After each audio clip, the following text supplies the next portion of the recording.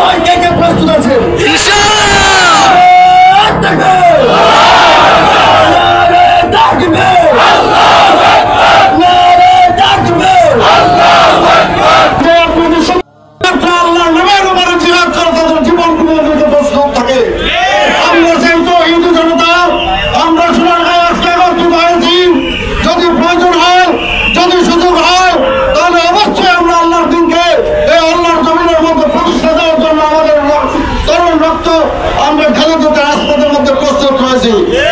আমি আমার সংক্ষিপ্ত বক্তব্য শেষ করছি।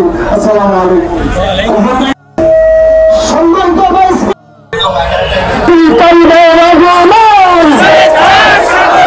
শুভেচ্ছা স্বাগতম। এক বিশাল মিছিল আমাদের রাজনীতি উপস্থিত হয়েছে। আমরা মিছিলকে মুসলমানদের উপর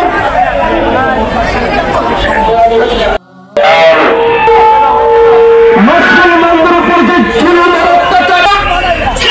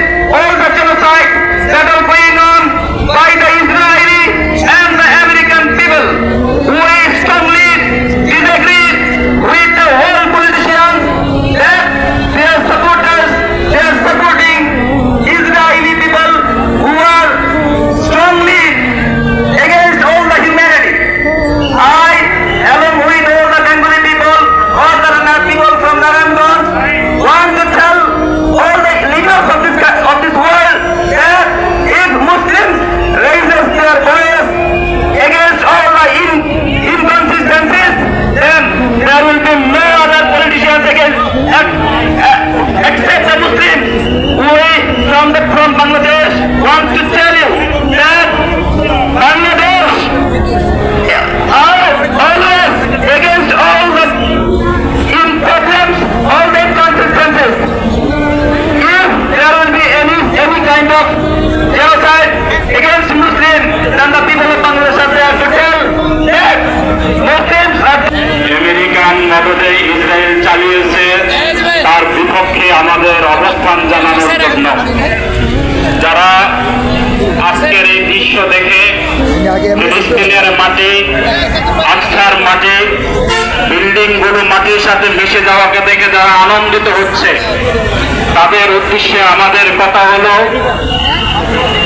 আল্লামা আনোয়ার শাহ কিয়ামতের আগ মুহূর্তে দুনিয়াতে অবতরণ করবেন, আর সেই অবতরণটা মসজিদুল আকসার উপরে হবে। মসজিদুল আকসার উপরে অবতরণ করা আর হযরত ঈসা আলাইহিস সালাম অবতরণ, এটা মুসলমানদের আকীদা। এর দ্বারা স্পষ্ট বোঝা যায় সারা পৃথিবীর বাতিল শক্তি যতই চেষ্টা করুক, যতটাই তারা অর্থ ব্যয় করুক, যত অস্ত্র ব্যবহার করুক না কেন, মসজিদুল আকসা বাইতুল মুকাদ্দাস আবারও মুসলমানদের আইতে আসবে ইনশাআল্লাহ, এবং সেটা অচিরেই হবে। কারণ হযরত ঈসা আলাইহিস সালাম কিয়ামতের আগ মুহূর্তে যখন অবতরণ করবেন, মসজিদুল আকসার ছাদে অবতরণ করবেন। এটা মুসলমানদের আকীদা এবং আহাদিসে সহিহা দ্বারা সাবেত। এজন্য আমরা বলতে চাই, আজকের দৃশ্য থেকে যারা আনন্দিত হচ্ছে, অচিরেই আবার সেই দৃশ্য আসবে, যে দৃশ্য সালাউদ্দিন আইয়ুবীর আমলে দেখা গিয়েছিল।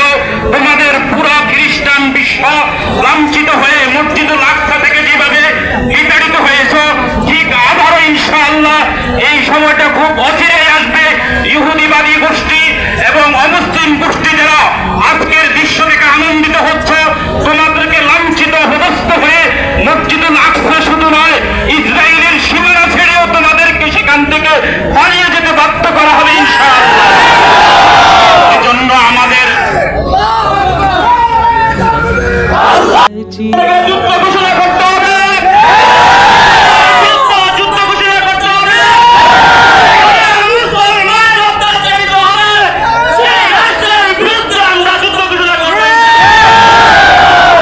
সাল্লাল্লাহু আলাইহি ওয়াসাল্লামের মাধ্যমে 1400 বছর আগে বলে দিয়েছেন, কাতিলুহুম ইউআযিবুহুমুল্লাহু ফি আইদিকুম। হে মুসলমান জাতি, বলতে পারবে না ইসরায়েলের কালহর ভেঙে দিতে হবে, কথা বলতে হবে, এটা তো ঠিক। কিন্তু কেন আমরা নিজেদের দোকানের মধ্যে পণ্যগুলি বিক্রি, ওই দোকানটাকে বয়কট করব?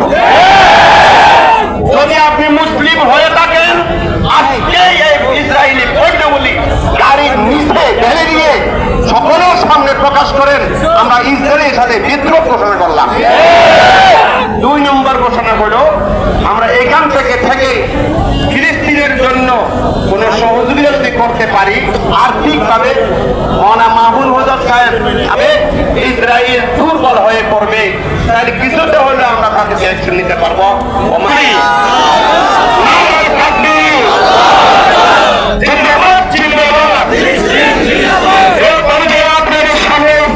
বক্তব্য নিয়ে আসছেন